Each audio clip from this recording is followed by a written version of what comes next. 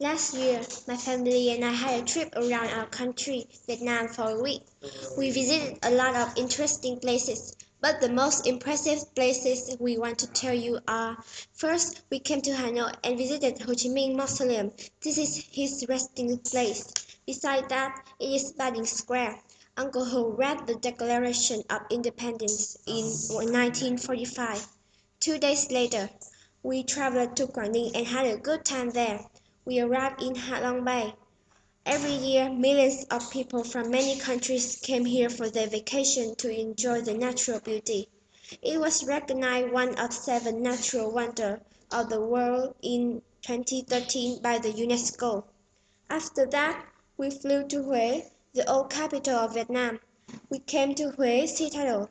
It is a very important place in the Vietnamese history because it is an eyewitness of significant events. We took a train to Da Nang City through Hải Vân Pass. Probably the most beautiful place of all is Ba Na Hill. It belongs to Trường Sơn Mountain and the tourist center is on the top of the Mount God. It seems the most magnificent place in Vietnam. In the end of the trip, we visited Nha Rong Harbour in Ho Chi Minh City.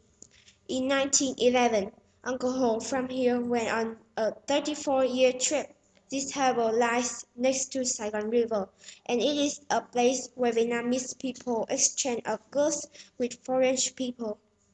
Each place gives me special feelings, so I want everybody to protect these wonders, such as to get to know more information about them and tell the other people to know importance of them.